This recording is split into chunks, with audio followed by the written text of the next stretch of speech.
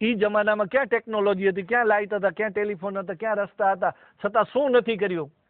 રાજાના મહેલમાં કઈ સુવિધા નથી, અને એ ક્યાં બની હતી? એ ક્યાં ઊભી થઈ હતી? ગામડામાં થઈ હતી. તો આજે ગામડામાં અવળા સાધનોના યુગમાં ગામડામાં શું કામ ઊભું ન થાય? માંડવીની દરિયાની રેતીમાંથી પ્રાગમહેલનો કાચ બન્યો હતો, બારીનો કાચ. આજ પણ દુનિયામાં એવી ટેકનોલોજી નથી શોધાણી કે દરિયાની રેતીમાંથી કાચ બનાવે. અને એ આપણા માણસો ઘરે અહીંયા કાચ બનાવી લીધો હતો અને કાચ લગાડ્યો પ્રાગમહેલમાં.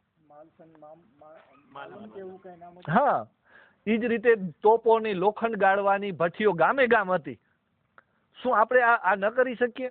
તો આપણી પાસે અનેક ક્ષમતાઓ, આપણે છે ને વિસ્મૃતિમાં આવ્યા છીએ.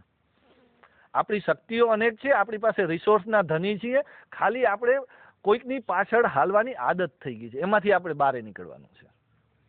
આપણી દ્રષ્ટિને ક્રિએટિવિટીમાં લઈ જવાની છે. આપણે ઘણું બધું કરી શકીએ એવો આત્મવિશ્વાસ ખતમ થયો છે, એ ઊભો કરવાની જરૂર છે. અને આ કેમ ઊભો થાય? તો કોઈકને કરીને બતાડીએ તો થાય. વાતોથી થોડું કોઈ સમાજ પરિવર્તન થાય.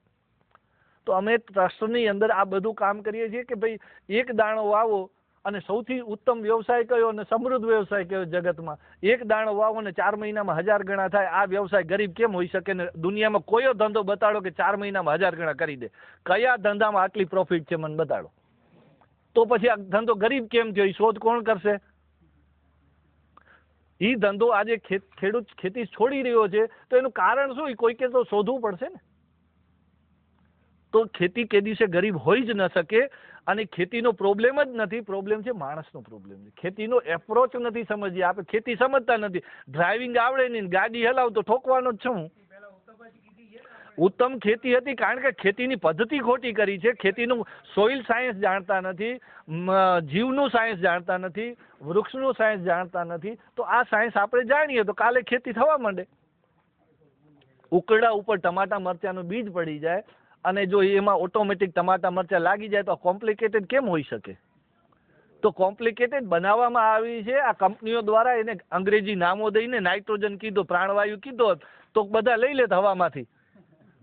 નાઇટ્રોજન કીધો એટલે ગુણીમાં ગોતવા માંડ્યા આપણે. હવામાં 78% નાઇટ્રોજન છે. એ જો એને ખબર પડે કે ભાઈ મારો વેજીટેટિવ ગ્રોથ એનાથી જ થાય છે, તો છોડનો વેજીટેટિવ ગ્રોથ એનાથી જ થાય. તો સોઇલ સાયન્સ આપણે નથી સમજાવી શક્યા. એ આપણો પ્રોબ્લેમ છે. તો એ જ રીતે વેસ્ટ ખાઈને બેસ્ટ આપે. 6 કલાકમાં દુનિયાનું કોઈ એવું સાયન્સ નથી કે એઠવાડ નાખો, લીલો કચરો નાખો, સૂકો કચરો નાખો ને દૂધ બની જાય. આજ પણ આવડા વૈજ્ઞાનિકો સાયન્ટિસ્ટો આકાશમાં પહોંચ્યા પણ દૂધ બનાવી નથી શક્યા. અને એ જો આપણો એક જીવ બનાવી શકતો હોય ને એ જીવ આપણે એમ કહીએ કે બોજ લાગે તો કેમ બોજ હોઈ શકે? હું હમણાં ટીવીમાં જાહેરાત દઉં કે મેં એક એવું મશીન બનાવ્યું છે, એમાં એઠવાડ, લીલો કચરો, સૂકો કચરો નાખો અને એમાંથી 6 કલાકમાં દૂધ લઈ લેજો ને વધારામાં ખાતર મળશે. તો મને કેટલા એવોર્ડ મળે ને કેટલા લોકો લાઈનમાં લાગે. અને મારું મશીન ચાલે તો લાઇટથી ચાલે. પાછું મારું મશીન છે વર્ષમાં બગડી પણ જાય, નવું લેવું પડે.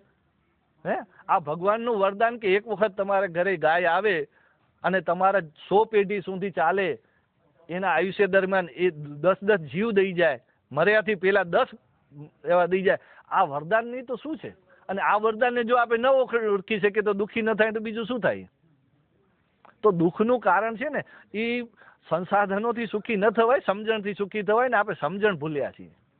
અને એ સમજણ આપણા શાસ્ત્રોમાં છે, આપણા વેદોમાં છે, આપણા પુરાણો છે, પણ એને આપણે ખાલી પૂજીએ છીએ ટીલા ટપકા કરીને. એને સમજવાનો, પૂજનનો અર્થ થાય છે સમજવું.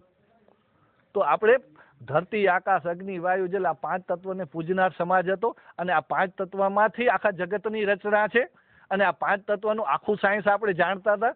અને 5 તત્વને જાણતા હતા એટલે 5 તત્વો સાથે આપણે હજારો વર્ષ સુધી સુખી થયા છીએ. ભારત છે એ 150 વર્ષ પહેલા ખૂબ સમૃદ્ધ દેશ હતો. અને એ શેનાથી હતો? 150 વર્ષ પહેલા ક્યાં ખેતી, ક્યાં ઉદ્યોગો હતા? તો શું હતું? ખેતી, પશુપાલન, ગ્રામોદ્યોગ અને કારીગર. આ 4 જ આયામ છે જે શાશ્વત આયામ હજારો પહેલા હતા. આજે છે ને આવતા હજારો વર્ષ પણ રહેવાના છે. અને એ સમૃદ્ધ હતા. અને એ એવી રીતે સમૃદ્ધ હતા કે બધાને સમૃદ્ધિ આપતા હતા, એવા હતા. અંગ્રેજો જહાજો ભરીને લૂંટી ગયા. સોમનાથનું મંદિર 16 વખત લૂંટાણું. તો વારંવાર કેમ લૂંટાણું? તો આ આપણો રેફરન્સ છે આપણી પાસે વિથ એવિડન્સ. હજી કાંઈ બહુ પંથ ખોટો કાપ્યો નથી. હજી 70 વર્ષ કે 1000 વર્ષનો ગુલામી કાળમાં આપણે ખાલી થોડુંક આપણે ભૂલ્યા છીએ, વિસ્મૃતિમાં છીએ, ખતમ નથી થયા. પણ હવે જો આપણે 50 વર્ષ જો બીજા કાઢ્યા કે 5 વર્ષ 15 વર્ષ કાઢ્યા તો હવે હાથમાં કાંઈ નહીં બચે, કારણ કે જનરેશન ખતમ થાય. આપણી બધું જ જ્ઞાન છે ને એ એક બેસ્ટ પદ્ધતિ હતી, ગુરુ શિષ્ય પરંપરા અને પરિવાર પરંપરા, એનાથી જ્ઞાન ટક્યું હતું. હવે આપણો પરિવાર જ તોડી નાખ્યા. હવે બાપા પાસે જે નોલેજ છે છોકરા પાસે નથી, એની પાસે કાંઈક જુદું છે ને તમારી પાસે જુદું છે. બાપ સાથે દીકરો બેસવાનો સમય જ બધો જટી લીધો.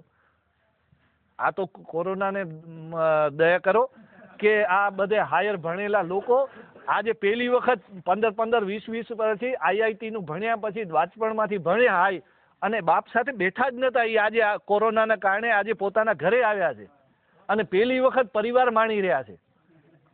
એટલે આ નાનકડો જીવ આપણને એટલું સમજાવી શકે ને આપણે માણસો એકબીજાને નથી સમજાવી, અને આપે કહીએ આપણે બુદ્ધિમાન. તો આ ગાય પણ બોજ નથી, ખેતી પણ બોજરૂપ નથી, મિસમેનેજમેન્ટ છે. અને આ મિસમેનેજમેન્ટ છે એ આપણે સુધારવાનું છે. અને અગર સ્વર્ગે ન જવાય ને અત્યારે બધાની જરૂરિયાત એવી છે કે કોઈક મરે ને હું સ્વર્ગમાં જાઉં ને એ શક્ય નથી. બધા કોઈક મરવાની રાહ જોવે છે અને સ્વર્ગમાં બધાને જવું છે.